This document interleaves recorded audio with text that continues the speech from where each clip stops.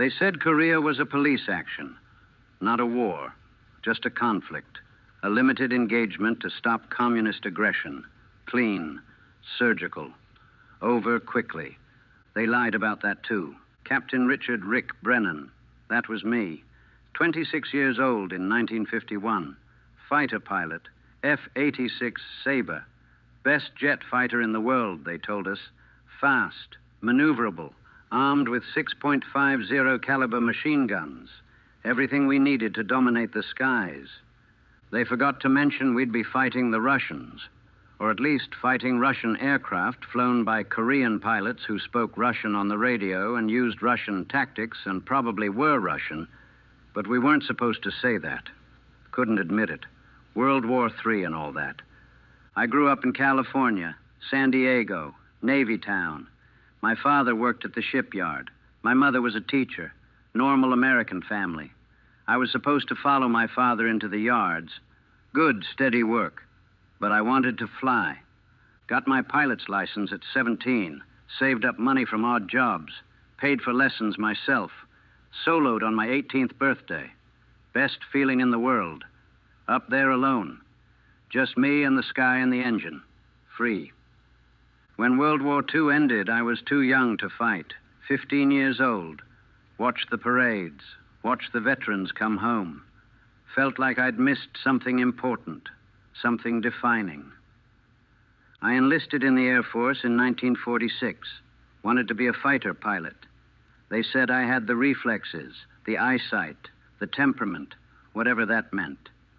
Sent me to flight school. Trained on props first, then jets. The new technology, the future of aerial combat. Jets were different. Faster, more responsive, more dangerous. You could black out from the G-forces, could flame out at high altitude, could compress and lose control. But God, they were beautiful. Pure speed, pure power, pure potential. I got my wings in 1948, assigned to the 4th Fighter Wing.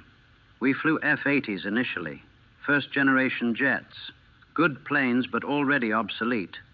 Then we got the F-86, Sabres, swept wings, transonic. Could almost break the sound barrier in a dive. Cutting edge. We trained constantly. Air combat maneuvering, gunnery, formation flying, emergency procedures. The Air Force was preparing for something. We didn't know what. The brass didn't tell us, just trained us hard and kept us ready. Then June 1950 happened. North Korea invaded the South. Communist aggression. Had to be stopped. Truman committed troops, UN forces, police action. We'd be home by Christmas. I deployed to Korea in March 1951. Flew out of Kimpo Air Base near Seoul. The war wasn't going well. Chinese had pushed us back from the Yalu River. Stalemate around the 38th parallel. And in the skies, a new threat had emerged. MiG-15S Soviet jets. Fast, agile, better than our F-80s. Could climb higher, turn tighter, had heavier guns. Our guys were getting shot down. We needed the Sabres. We needed pilots who could fight them. That's where I came in. They briefed us on MiG Alley, the area near the Yalu River, northwestern Korea, where the MiGs operated from bases in Manchuria, Chinese territory. We couldn't bomb those bases. Political restrictions, rules of engagement. But the MiGs could cross the river, attack our planes, then run back across when we chased them. They had sanctuary. We didn't. Your job, the squadron commander said, is to establish air superiority. Protect our bombers, protect our ground attack aircraft, and kill MiGs. As many as you can. Simple mission. Not easy, but simple. I flew my first combat mission on March 15th, 1951. 4-ship formation, sweep over MiG Alley, looking for trouble. My hands were sweating inside my gloves. My heart was racing. This was it. Real combat. Not training, not exercises. Real. We didn't see any MiGs that first day. Flew the patrol, came back, landed. I was disappointed and relieved at the same time. My squadron mate, Captain Dave Morrison, laughed at me. Don't worry, kid. You'll get your chance. MiGs come up almost every day. You'll see plenty of action. He was right. I saw plenty of action. More than I wanted. More than I could forget. The sky over the Yalu became my world, my hunting ground, my nightmare, where I learned that air combat at 500 miles per hour isn't glorious or noble. It's violent, chaotic, terrifying. Where I learned that you can kill a man from a mile away and never see his face, but you still carry him with you. Every single one. Where I learned that being an ace, shooting down 5 enemy aircraft, isn't an honor. It's a burden, a weight, a reminder of how many men you've sent falling from the sky in burning metal coffins. But I didn't know any of that yet. Not on that first mission. I was still innocent, still eager, still thought war in the air was clean and honorable. I learned differently, quickly. My first real combat happened 4 days later. March 19th, 1951. Clear day. Good visibility. Perfect conditions for a fight. We were flying top cover for B-29's bombing supply lines near the Yalu. 4 Sabres. I was flying wing for Dave Morrison. My job was simple. Stay with him. Watch his 6. Don't get separated. The radio crackled. Bandits, bandits, 2 o'clock high. MiGs coming down. I looked up, saw them. Silver dots against the blue sky. Diving. Fast. 8 of them. Maybe more. Coming right at us. Break right, Dave called. I pulled hard on the stick. The Sabre snapped into a turn. G-forces crushed me into my seat. Vision tunneling. Graying out. I grunted. Tensed my muscles. Fought to stay conscious. The G-suit helped, but it was still brutal. The MiGs flashed past. Close. Too close. I could see their red stars, their swept wings, their cannons in the nose. One of them couldn't have been more than 50 feet away. Stay with me, Dave was yelling. Don't lose me. I fought to keep him in sight. We were turning, hard, the Sabre groaning, protesting, everything shaking. My instruments were blurring, couldn't read them, just flew by feel, by instinct, by desperation. A MiG was in front of me, maybe 800 yards, turning. I pulled lead, aimed where he would be, squeezed the trigger. The Sabre shuddered as all 6 guns fired, tracers reaching out, missing. The MiG jinked, rolled, pulled away, too fast. I was too slow, couldn't keep up with his turn rate. Check 6! Check 6, someone screamed on the radio. I looked back. A MiG was behind me, close. I could see his nose light up. He was firing, cannon shells, 37 millimeters, much bigger than my .50 cals. One hit would tear my plane apart, and I broke left, hard as I could. Felt something hit the aircraft, a thump, a shudder, damage. Don't know how bad. No time to check. Just keep turning, keep moving, stay alive. I'm hit. That was Lieutenant Baker, one of our other pilots. I'm hit. Engine fire. I'm punching out. I looked, saw a Sabre trailing smoke, tumbling, then a parachute blossomed. Baker was out, but he was over North Korea, deep in enemy territory. He'd be captured if he survived the landing. No time to think about it. Another MiG was turning in on me. I pulled up, vertical, using the Sabre's advantage. We could outclimb them, could outdive them.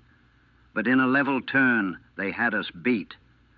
The MiG followed, but I was already over the top, inverted, looking down at him through my canopy. I rolled, came down behind him. Now I had position, had advantage. I closed to 400 yards, tracked him, led him, fired, long burst, 2 seconds, 3, tracers walking up to him, hitting, sparks flying off his fuselage, pieces coming off, something broke, his left wing, damaged, aileron shot away. The MiG rolled, not controlled, just rolled, kept rolling, started spinning, going down. I followed, watched, made sure. His canopy blew. The pilot ejected. Chute opened. He was alive. My first kill. My first victory. First blood. I didn't feel victorious. I felt sick. That was a man, a pilot like me. Someone with training, with skills, with a family probably. And I'd just shot him down, sent him falling, maybe to his death, maybe to capture and torture. Either way, his war was over because of me. Good kill, Brennan. Dave was on the radio. That's one. Now let's get the hell out of here. The MiGs were breaking off, running back north, back across the Yalu, back to Sanctuary. We couldn't follow. Rules of engagement. Can't cross the river. Can't pursue into China. We formed up. 3 sabers. Baker was gone. We'd lost 1 plane. I'd shot down 1 MiG. Break even, I suppose. Except Baker was captured or dead, and some Russian or Chinese pilot was parachuting into North Korea. The flight back was quiet. Everyone processing what had happened. First real combat for most of us. We'd survived, barely. But we'd learned something important. The MiGs were good. Their pilots were skilled. This wasn't going to be easy. We landed at Kimpo, taxied in, shut down. I climbed out of the cockpit, legs shaking, adrenaline wearing off. Maintenance crew was already looking at my plane. 3 holes in the fuselage, 1 in the tail. 37-millimeter cannon shells. Missed anything vital by inches. You got lucky, Captain, the crew chief said. Lucky? Yeah, lucky. I walked to the debriefing. My flight suit was soaked with sweat.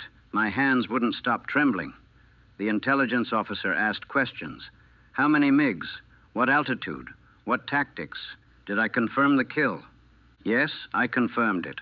Watched him go down, watched him spin, watched his pilot eject. 1 probable kill. Would be confirmed later. Would add to my score. Would make me a fighter pilot. A killer. That night I couldn't sleep. Kept seeing that MiG. Kept watching it spin. Kept seeing the pilot eject. Who was he? What was his name? Did he have kids? A wife? Would they ever know what happened to him?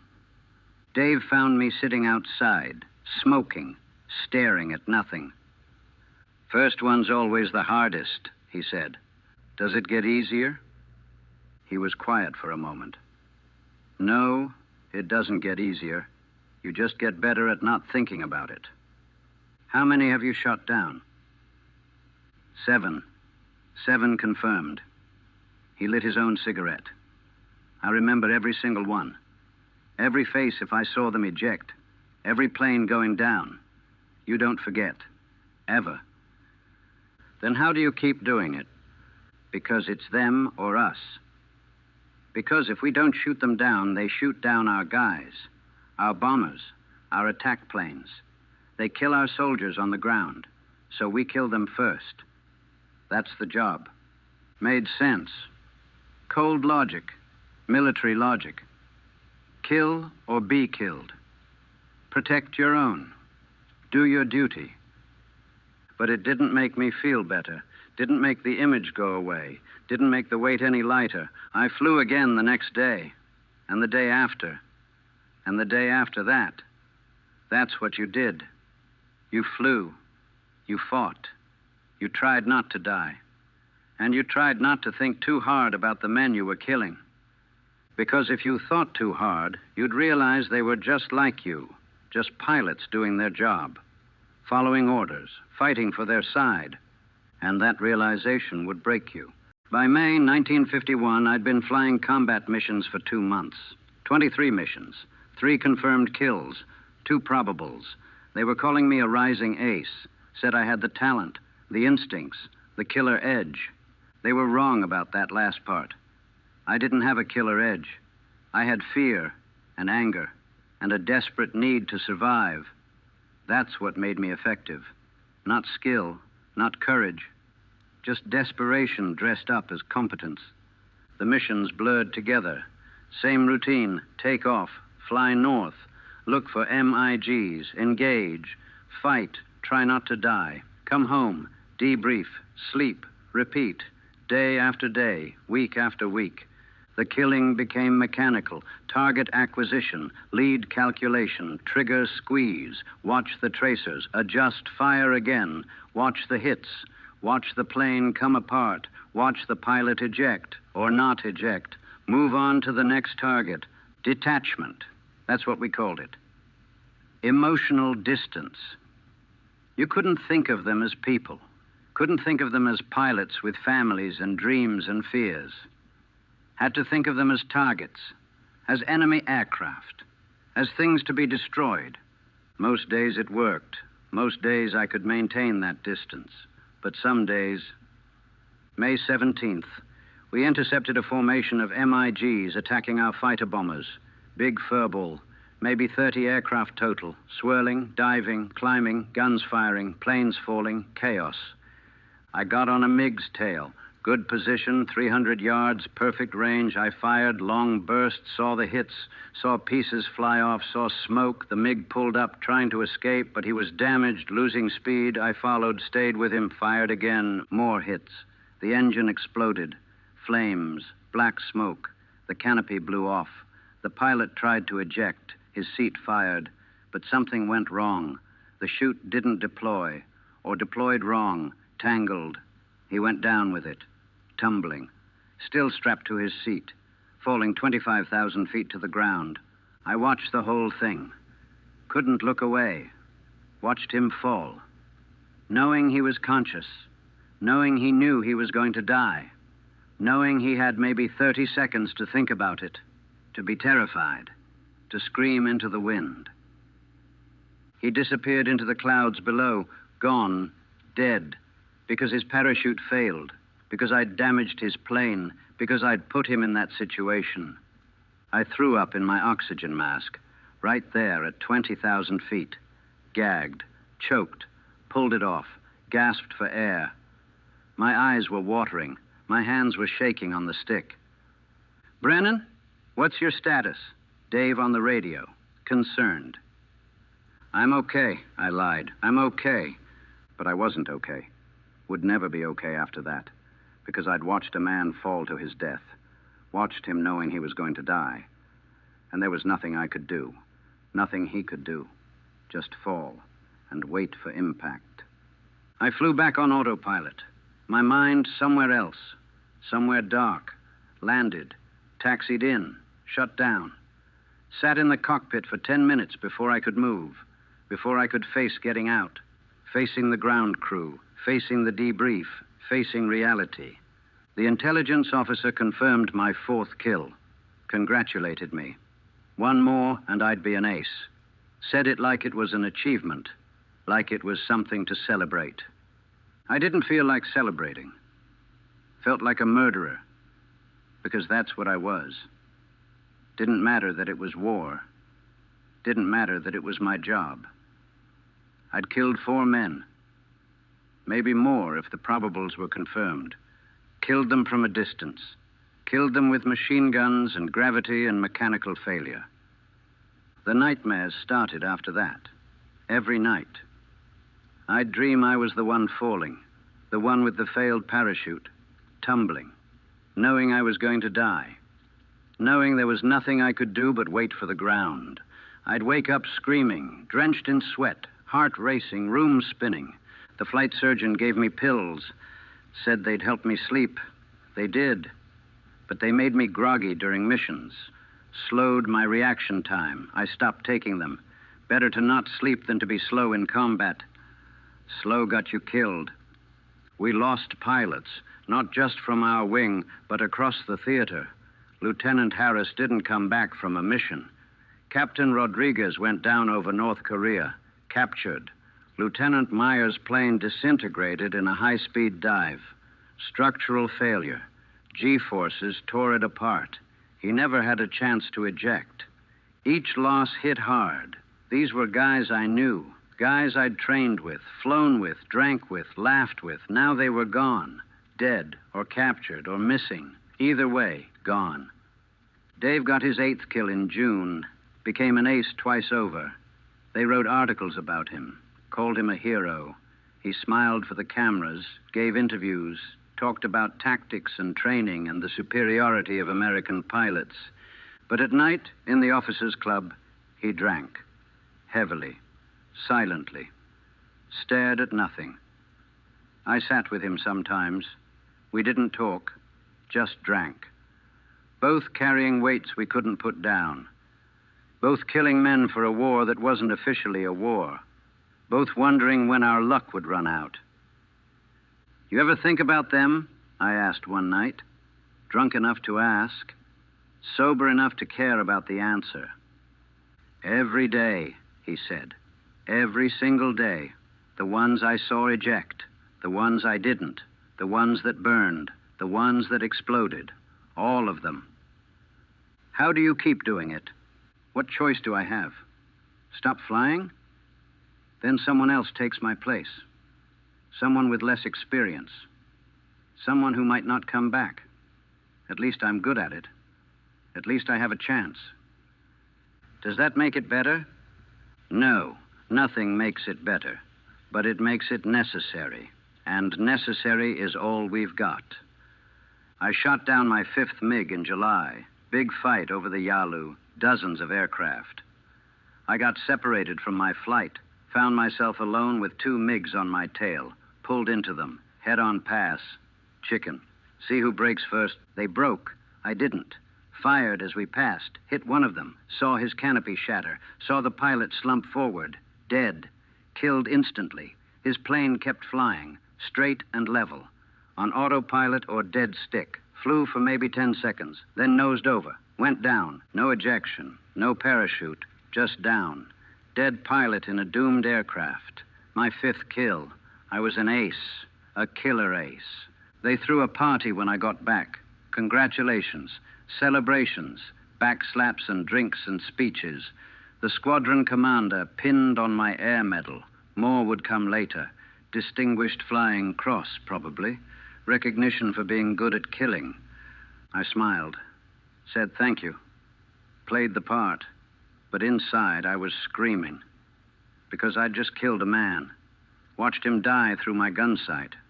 Watched his head snap back. Watched him slump. Watched his plane fall with him still inside. And everyone was celebrating. Like it was a touchdown. Like it was a victory. Like it meant something other than another human being was dead because I'd squeezed a trigger. That night, I sat alone. Didn't go to the party. Didn't drink with the guys. Just sat in my quarters. Looked at my hands. These hands had killed 5 men. Confirmed. Probably more. How many more before this war ended? How many more before I went down? How many more before I couldn't function anymore? I thought about quitting. About grounding myself. Telling them I couldn't do it anymore, but I couldn't. Wouldn't. Because Dave was right. Someone had to do it. And I was good at it. Better than most. So I had to keep going. Keep flying. Keep killing. Even if it was killing me too. August 1951. I'd been in country for 5 months. 72 combat missions. 6 confirmed kills. 4 probables. More combat hours than most pilots would see in a career. I was exhausted. Burned out. Running on fumes and fear. The war had settled into a stalemate. Armistice talks had started, but the fighting continued. We flew missions every day. The MiGs kept coming. We kept shooting them down. They kept shooting us down. A grinding war of attrition where neither side could gain a decisive advantage. The routine was destroying us, not the combat itself, though that was bad enough, but the relentlessness of it. Mission after mission, day after day. No breaks, no rotation. Just fly and fight until you died or went crazy or your tour ended, whichever came first. We'd lost half our original squadron, dead, captured or medically grounded. Replacements came in, young guys, fresh from training, eager. We called them new meat, tried not to get too friendly. Too many of them didn't last long enough to learn their call signs. Lieutenant Patterson lasted 2 weeks, got separated from his flight. 4 MiGs caught him alone. Never had a chance. We found his plane crashed in the mountains. Didn't find him. Probably captured. Probably in some Chinese or North Korean POW camp, if he was lucky. Captain Williams made it 6 weeks. Good pilot, careful, skilled. But careful doesn't matter when your hydraulics fail at 30,000 feet. Lost control, tried to eject. Seat didn't fire, rode the plane down. Impact killed him. At least it was quick. Lieutenant Chen lasted one mission. One. Got hit by ground fire during a strafing run, ordered to bail out. Did everything right, got out of the plane. Chute opened, but he came down in a village. Angry villagers. They beat him to death before he could surrender. We heard it on the radio, heard him screaming, heard him begging. Then silence. Each loss carved another piece out of us, made us harder, colder, more detached. Had to be. Couldn't afford to feel too much. Couldn't afford to grieve. Just note the loss. Reassign their bunk. Keep flying. Dave broke in September. Not dramatically, not obviously, but I could see it. He'd gotten his 10th kill. Double ace. They wanted to send him home. Hero's return. Press tour. But he refused. Said his squadron needed him. Said he couldn't leave while the war was still on. Truth was, he couldn't go home. Couldn't face normal life. Couldn't explain what he'd become. What he'd done. So he stayed. Kept flying. Kept killing. Because that was easier than facing peace. I understood. I was the same way. My tour was up in October. I could rotate home, leave Korea, leave the killing. But where would I go? What would I do? How could I sit in California and pretend I was normal? Pretend I hadn't killed 8 men? Pretend the nightmares didn't exist? So I extended, volunteered for another 6 months. The squadron commander was pleased. Said we needed experienced pilots. Said I was valuable. Said I was making a difference. I wasn't making a difference. I was just delaying the inevitable. The moment when I'd have to stop flying and face what I'd become. The missions got harder. The MiGs got more aggressive. We suspected Soviet pilots were flying, some of them. The really good ones. The ones who used advanced tactics, who spoke Russian on the radio, who fought like they'd been doing this for years. We weren't supposed to engage them over Chinese territory. Rules of engagement. But the MiGs would lure us across the Yalu, draw us in, then ambush us. We'd fight. Some of us would die. The survivors would limp back across the river, if they made it. October 12th, my 97th mission. We were escorting B-29s. Heavy flak over the target. One of the bombers took damage, losing altitude. We stayed with them, protected them. Then the MiGs came, 12 of them, diving out of the sun. Perfect bounce. They hit us before we could react, tore into the formation. One of our sabers exploded, just disintegrated. 37-millimeter hit to the fuel tank, no warning, no chance.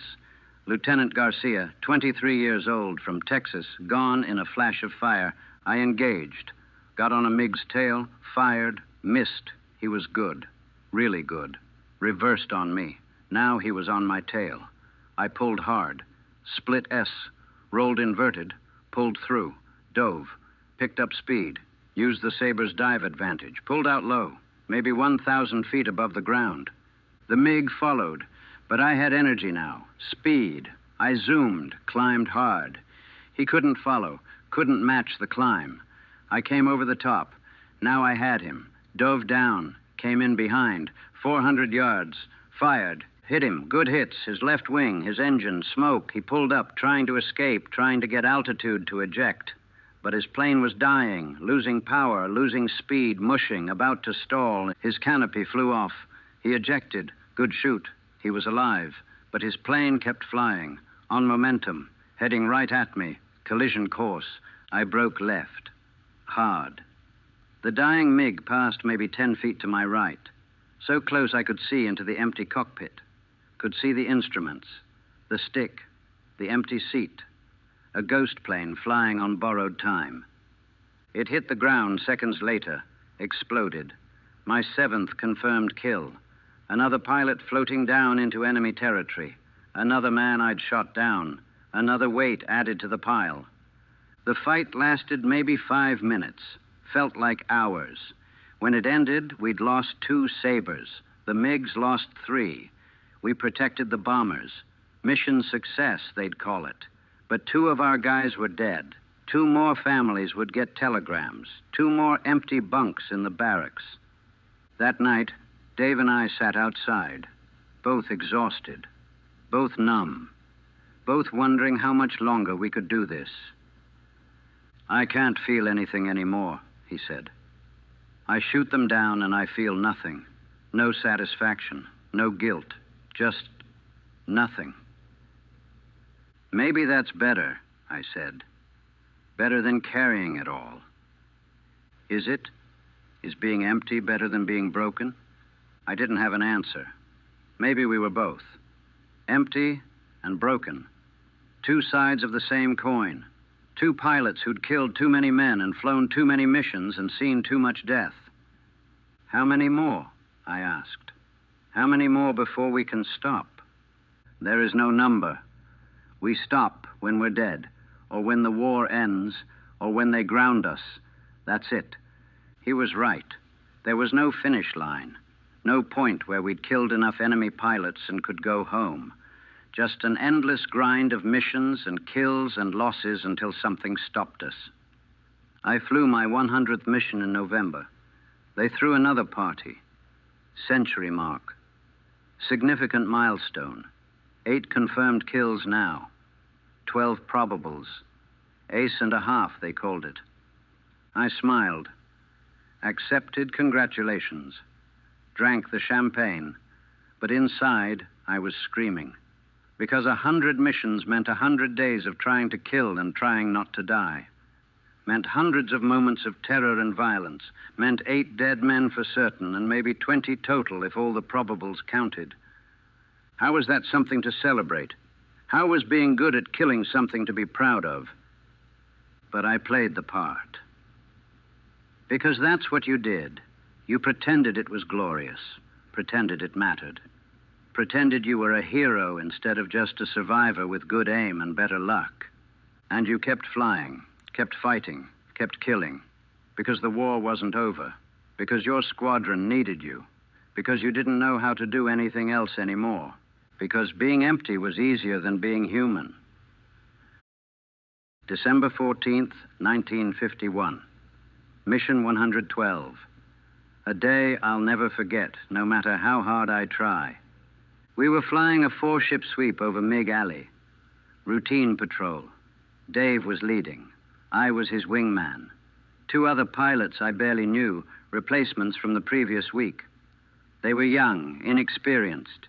Shouldn't have been up there, but we were short on pilots. Always short on pilots. The weather was bad. Clouds at 15,000 feet. Visibility poor. We should have scrubbed the mission. But orders were orders. Intelligence said a big formation of MiGs was expected. We needed to be there. We found them, or they found us. Hard to say. One moment we were flying in clouds.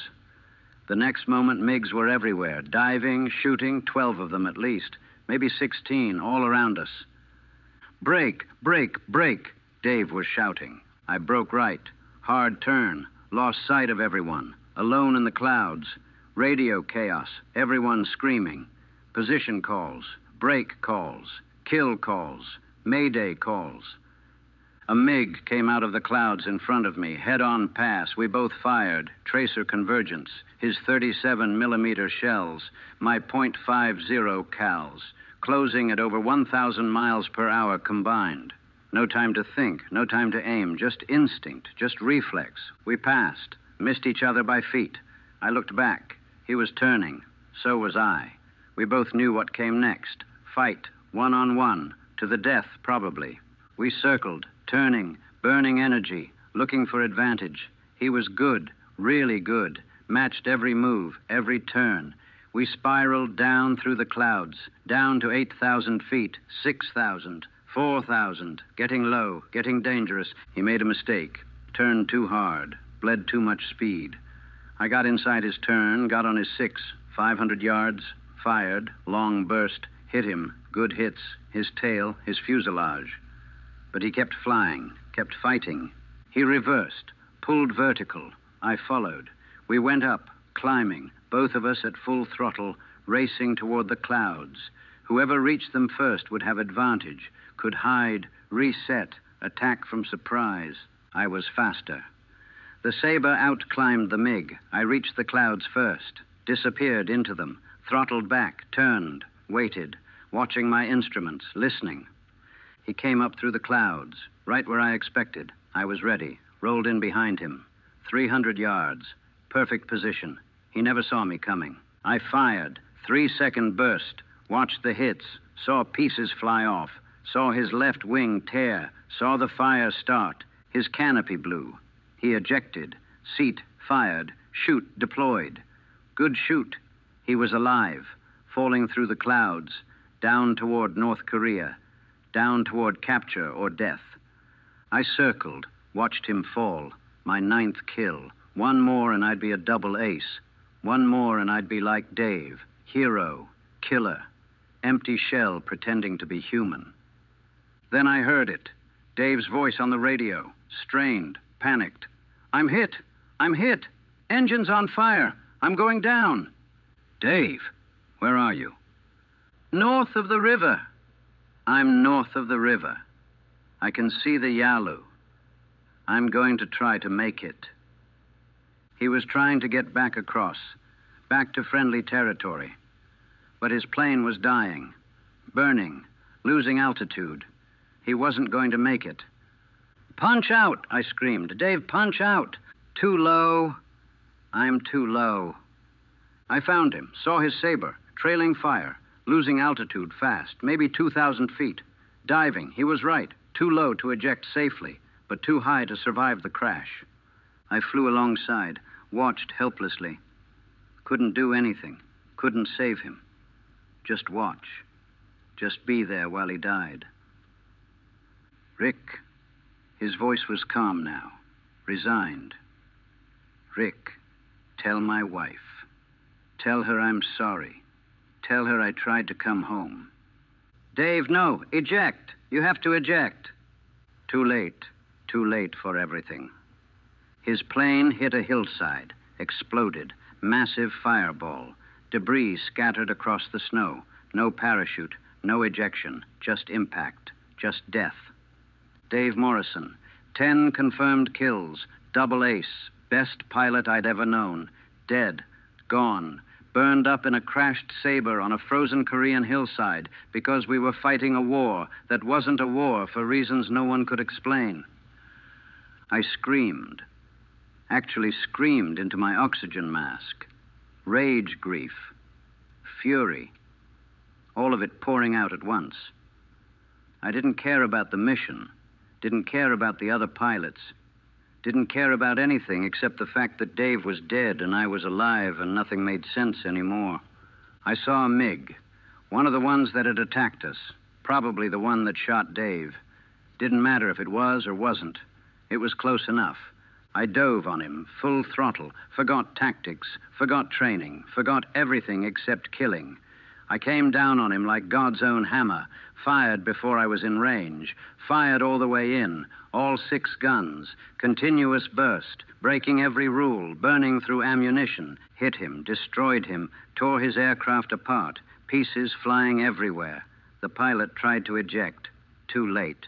The plane disintegrated around him. He went down with it, shredded, dead, my 10th kill. I didn't feel satisfied, didn't feel vindicated, just felt empty. Dave was still dead.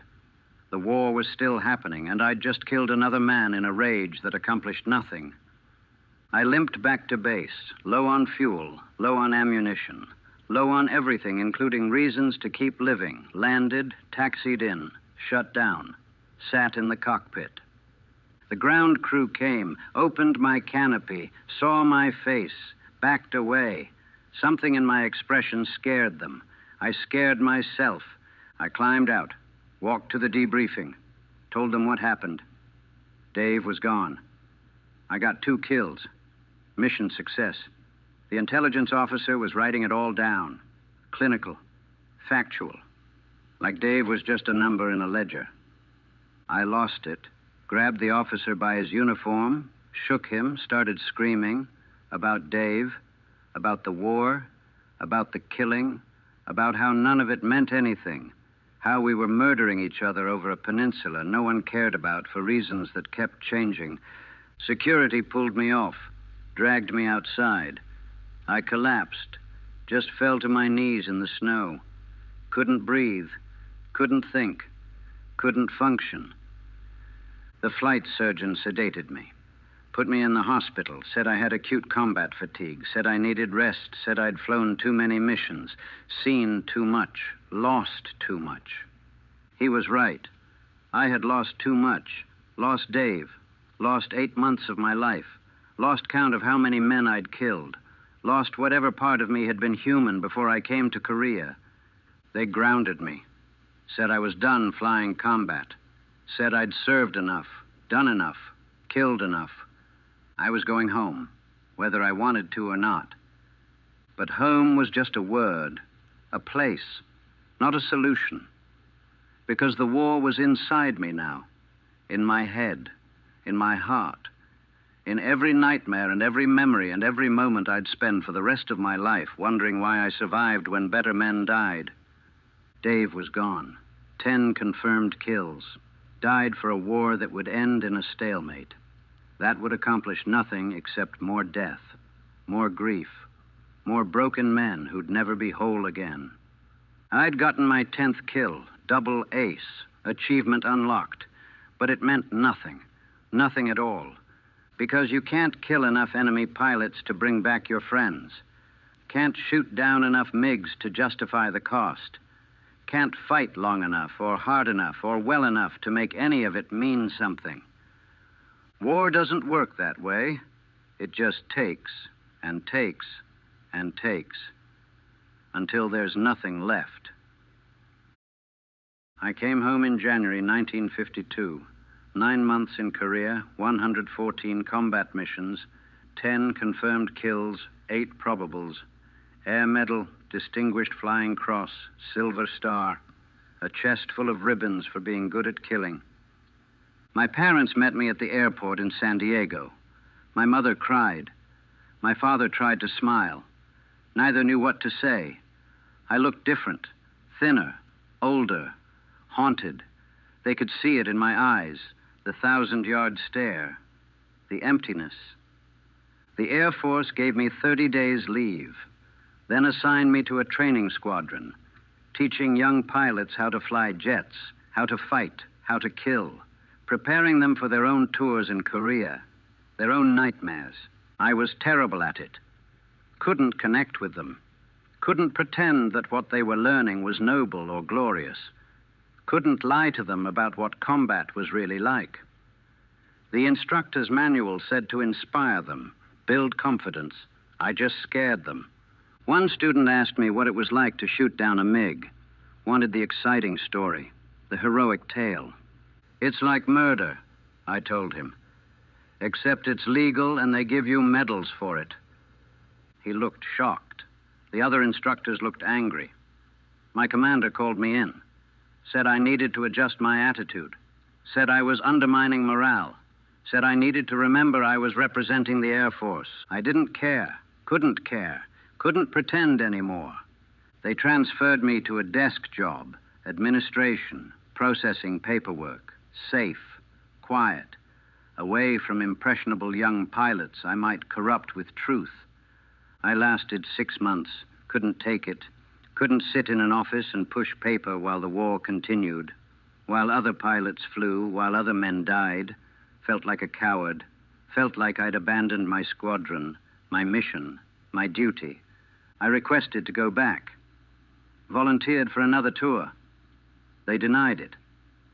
Said I was psychologically unfit for combat duty. Said I'd served enough. Time to move on. But I couldn't move on. Couldn't function in peacetime, couldn't relate to people who hadn't been there, who didn't understand, who thought Korea was just a police action, a minor conflict, a footnote. I started drinking, not socially, therapeutically, drinking to sleep, to forget, to numb the memories and the guilt and the constant replay of Dave's plane hitting that hillside. The nightmares were brutal every night. Sometimes multiple times. I'd be back in the cockpit, engaged with MIGs, watching pilots eject, watching them fall, watching them die. Or I'd be the one falling, the one with the failed chute, the one screaming all the way down.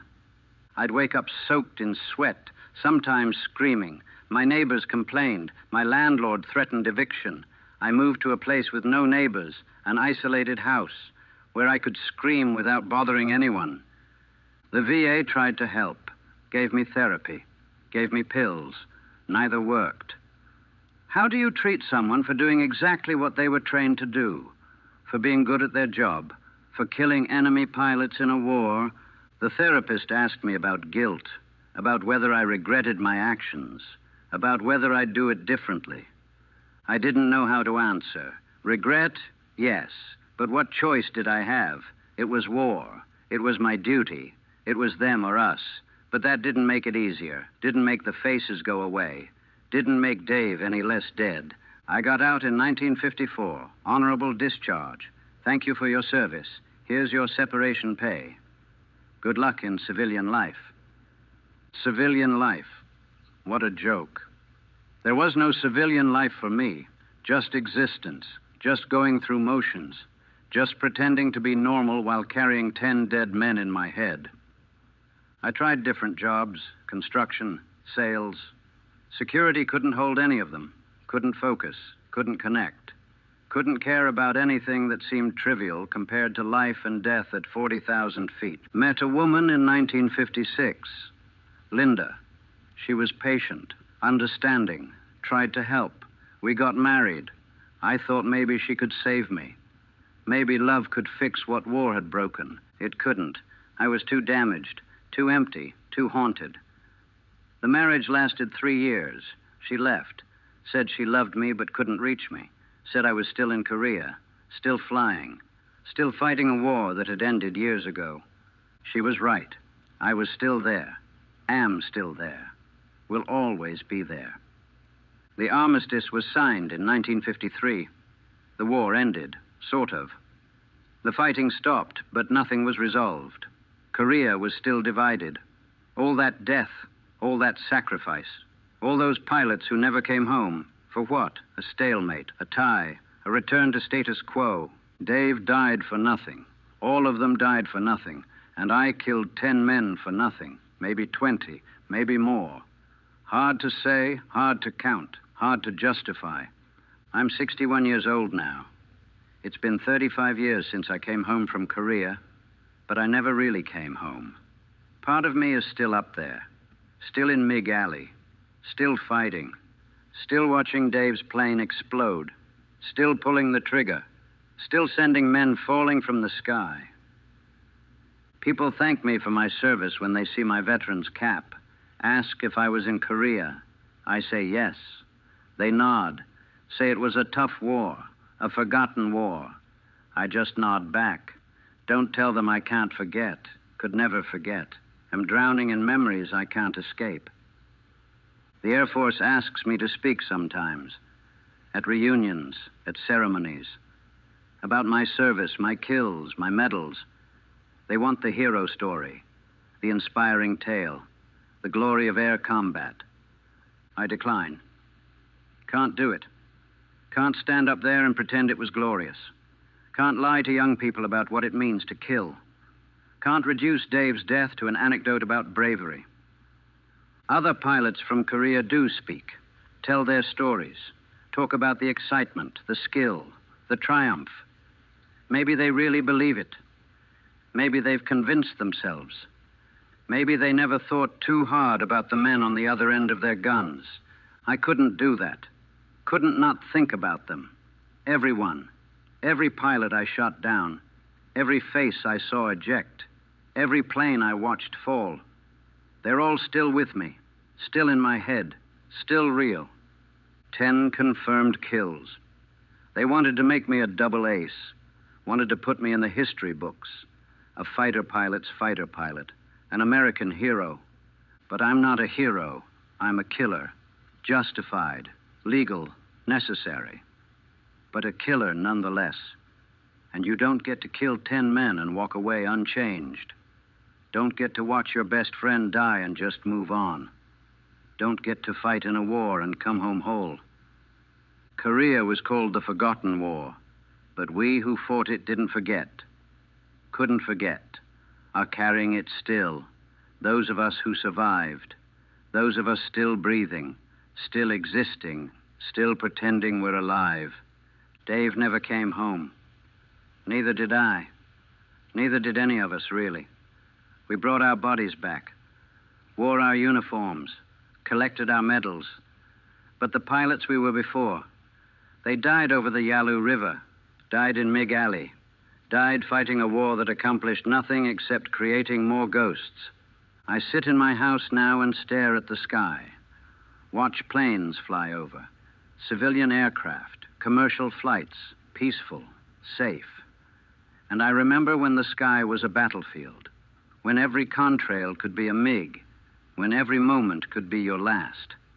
I remember the speed, the violence, the terror, the killing. I remember Dave's voice on the radio, his last words, his plane hitting that hillside. I remember all of it, every mission, every kill, every loss, and I'll remember it until the day I die, when maybe finally I'll be able to stop fighting, stop carrying, stop being a ghost pretending to be a man. They say I survived the Korean War. They're wrong.